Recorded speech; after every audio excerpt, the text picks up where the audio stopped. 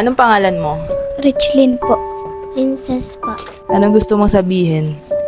Salamat po sa pag-aalaga po sa amin magkakapatid. Naiiyak si Princess. Bakit, Princess? Ano yun? Ba't naiiyak ka? Gusto mo ba mama mo? Maraming salamat lang po sa pag-aalaga po sa amin.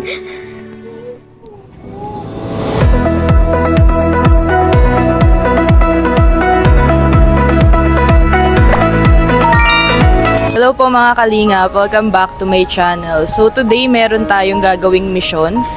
Meron po talaga akong babalikan na beneficiary sana. Kaso lang, kausap ko, wala po kasi siya ngayon sa kanila. So meron po akong dalawang bata na bibigyan ng mga pangbaon nila sa school. So mamimili po tayo ng mga biskwit or ng mga juice na pwede nilang baunin sa araw-araw. So abangan nyo po kung sino yung mga batang to. So, mag-grocery muna tayo ngayon. Si Kuya Rex at si Ate Rhea nasa labas. So, sinundo po nila kami ni Deans. Tara!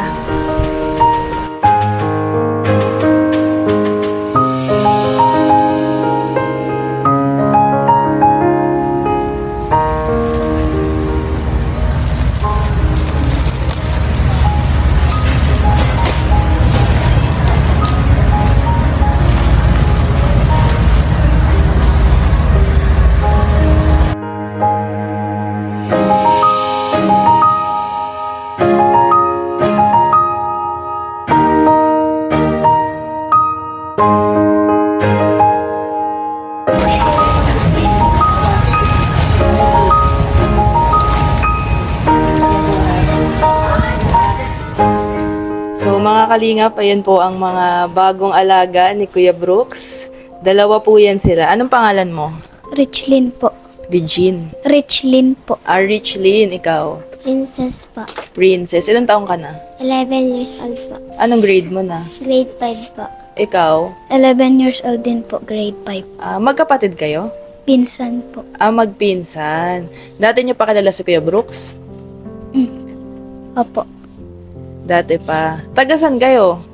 Talisay po. Talisay. Malayo pala kayo dito. Kailan kayo nagpunta dito kay Kuya Brooks? Nung linggo ng Linggo. Apa. Lagi kayo nandito o pag bakasyon lang? Kapag wala pong, kapag wala pong Pag walang pasok. So, ito si Kuya Brooks po. Ayan, hawakan mo yan. Paano mo nakita sila, Richlyn at saka si Princess? Ang ganda ng mga pangalan. Ano namin yan, ni Arigato, Maricoy. Beneficiary. Yung papa niya na paalam na yung na-stroke, si Michael. Napabahayan namin ni Arigato. Shout out, Arigato. Shout out po kay Miss Arigato. Ayan, nandito si anak ni Michael at pinsan niya na gumagawa din sa bahay yung kanya papa. Tumutulong-tulong. Oo. Ano yan pa? Kinupkup mo talaga sila o pag bakasyon lang sila magsistay? Ano lang to, bago lang sila dito nung nakaraang linggo pa. Kasi yung gumagawa dyan, mga lolo nila. Kaya Kumbaga, nandito di na din. ibang tao. Oo. Yung lolo niya, magkakapintuhan ko doon, kilala na tayo doon. Pati lola niya. Tapos Pero si pag Michael. nagpasukan, babalik na sila sa kanila. Pagpasukan, uwi ng nakaraan, nung may pasok pa, linggo ng hapon, hatid ko.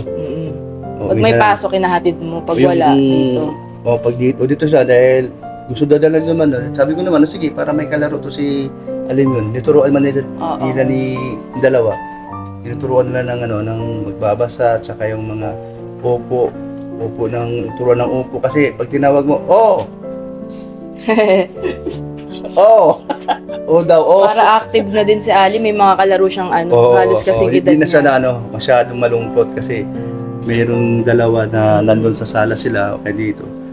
Sa gabi, tinuturuan nila narinig ko silang tatlo. O si Alim yun, nakikinig naman. Nakikinig? Ha? Okay naman? Marunong agad o madaling matuto? Ha? O, sige, kwento mo. Para alam ko ano yung kasi di ko maalam ang ginagawa yung tatlo. O, sige daw. Ayan o. O, sige. Ba't may yun? Ale! Ayan si Ale. Paano daw si Kuya Brooks? Okay ba si Kuya Brooks? Mabait? O pinapagalitan kayo ng Kuya Brooks? Hindi naman. Turuan mo sila. Dinidisiplina mo sila. Oo, Paano mo kasi sila dinidisiplina? Kahit nandiyan si Bilog. Oo. O isa pa yun, dinisiplina ko rin kasi, Sino muna si Bilog para alam ng viewers natin? ayun si Bilog, anak ni, yan, Kamag-anak din nila. Tito nila. Ah, Kapatid ni Michael, na nung namatay, yung stroke. Nagsusuan yun dito, ang sabi ko sa kanya, gagawa tayo doon sa likod. Tapos ako ang alalay mo. Kasi marunong sa gumawa eh. Oo. Ako lang yung labor. Ngayon, sabi sa akin, kaso lang may mga hindi niya kaya trusses, magwi-welding. Yung tiyo niya ang Gumagawa. pinano sa akin. Pinatawag ko. So pumunta dito, okay naman ang gawa, okay na usapan namin. Mabait naman din kausap. Hindi sila taga magano ba? Oo. Hindi Mga nananaga. Bilang magkaibigan or nakikisama na rin. So okay naman ang presyo nila at yung mga ginagawa nila okay naman. Buti pala yung Pasahan. mga magulang ni Princess tsaka ni Regeline pumayag na Sila man may gusto, di ko man sila inano na sige. Ah, O sila nagulat na ako na itong isa si Princess. Ang mama niya si Maricel. Mabait naman din 'yon. si Ate Maricel yung pinuntahan natin dati? Oo, yun yun. Ah, Ito parang hindi ko siya nakita. ito si no? si Yung Princess. pinuntahan natin dati. May umam- Pinabahayan nila, Miss Oh, Arigato. may umampo na yan sa Marikina. Oh. I mean, ampon ba? O kasi kamag-anak mo yun, di ba? Tita mo, no? O doon na siya nag-aral 1 year, no? Tama. Oh, bumalik lang siya. Ba't na bumalik? Sige, sabi mo. Nalungkot ka? Pinabalik po ako ni Mama. Na-miss ka ng mama Pero saan mo mo. mas gusto? Dito o sa Manila? Dito po. Dito Sa daw. dito. Kasi kasama niya pamilya niya pag nandito siya. Ngayon, sino nagyaya sa inyo dito na dito kayo sa bahay ni Alimyon para magkapaglaro kay Alimyon? Sino may nagsabi sa inyo na pupunta kayo dito? Hindi ko man alam. Kayo daw po ni Tito Biloga. Sabi niya, napasat kayo dito. Tapos sumunod mo na ito. Parang natatandaan kita, naalala mo ko? Yun pala. Pumunta tayo isang beses sa kanila, nandun siya. Ito natatandaan ko. Pero si Princess, wala pa siya noon. Oo, natandaan ko na sila. Ganun. Bakit ko binigay siya ito habang nagsalita? Sige, okay, Lado. Ako sa kanila. O, kamusta naman sila pa? Sa edad nila, anong mga napansin mo sa kanila? Abay, napahanga ako sa dalawa ito. Hindi ko man inuutusan. Kusa nagsasaing. Wow, marunong. Marunong magsaing. Palibhasa, training ng mga, nanay niya. Paano ka natuto magsaing? Kayong dalawa? Sige daw. Kasi po doon po sa Maynila ako po lagi nasa ing. Manila ka natuto. Dito sa mama mo. Minsan lang po Ikaw naman. Ito, marunong din to eh. Kay Mama po. Ituruan ka ng mama mo.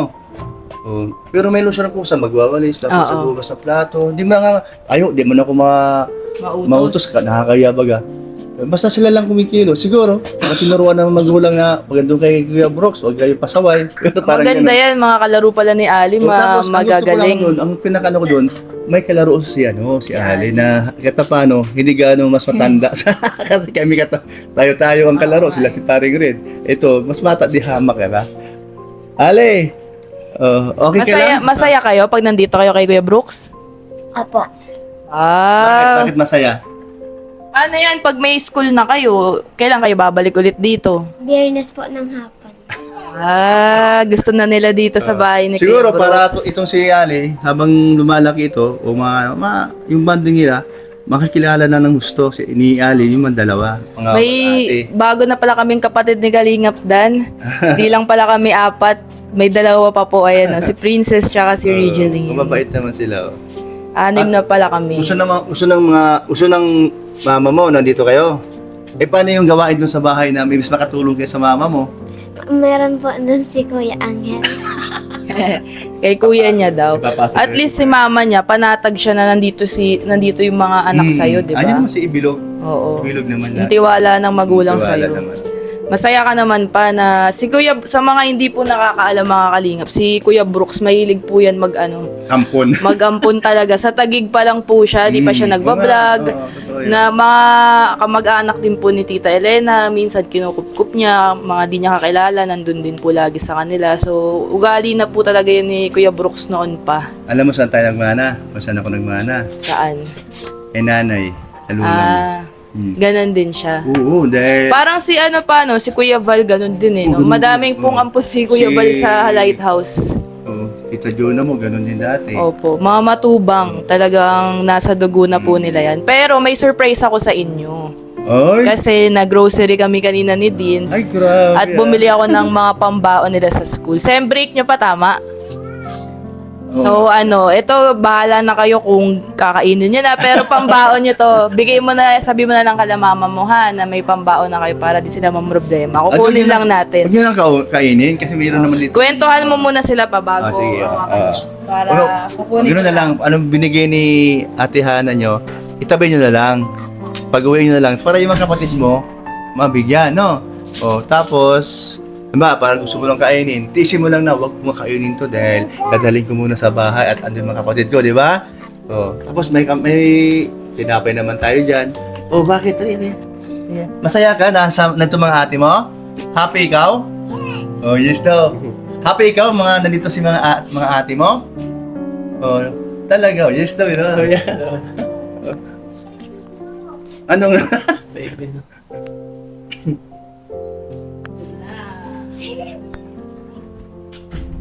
Babaon. Tigil sa kayo. Pinag-iwalay ko na to ng last. Wow, galing. Ito kay Princess. Okay, Princess. O, buksan nyo kung Oh, para makita kasi. Di ko na tignan nyo kung gusto niya ba yung mga ganyan gusto ko rin para makita. next time. Sige daw. Sige daw, buksan mo na isa-isa. Ay, grabe. Love na love Meron ni silang Ate Hana. zesto. Oh, yun. Tig-isa na sila dyan, para di na kayo buksan mo yan. maghahati. Ito, dito ang buksan mo. Ano yung mga yan? Oh, tamang-tama sa mga kapatid, lalo na kay Princess. Pambaon nila sa school. Galing. Para di naman problema mama nila Oh, matuwa yun sobra. mag-intindi. Oo. Okay na, siraan. Yan. Yan. Alam ko may paborito kayo, pero tiis kayo.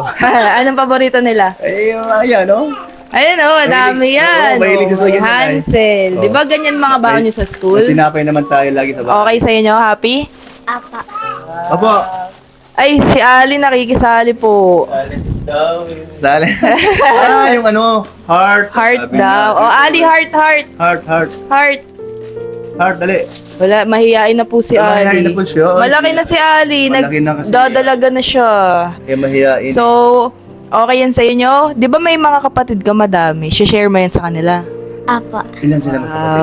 Wow. Ilan kayo magkakapatid? 7 po. Pang ilan ka? Pang-apat po. Panganay. Ikaw, ilan ang kapatid mo? 5 po, namatay po yung 2.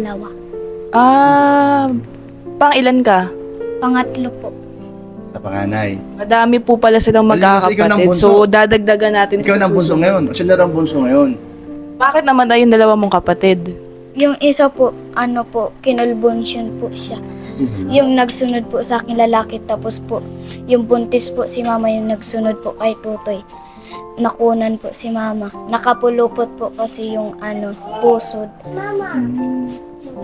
So, dalawang kapatid po pala namatay si Regeline ba? Richlin po. Richlyn. Ang Saka- unique kasi. Nak, ang kanyang papa,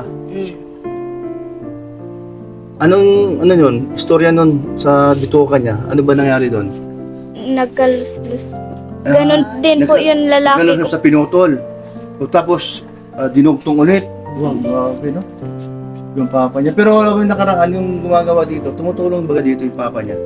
Eto, kung mapapanood to ng ng magulang nyo o kaya ng mama nyo, ano ang message mo kay mama mo? Gusto mo bang mag-thank you kay mama mo sa araw-araw na nakikita mong ginagawa niya para sa inyong magkakapatid? May pangpalakas ka bang loob na mensahe kay mama mo? Sige, magsalita ka. Salamat sa mama mo. Iiyak. Okay, iiyak. Okay lang yan, malay mo mapanood ni mama mo to. Sige, Yung mga sige. gusto mong sabihin sa kanya na hindi mo nasasabi. Hawakan mo ito. Anong gusto mong Mic. dito mo na lang sasabihin. Okay. Malay mo hindi niya naman mapanood. Anong gusto mong sabihin?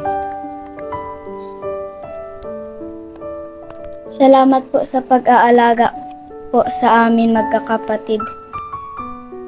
At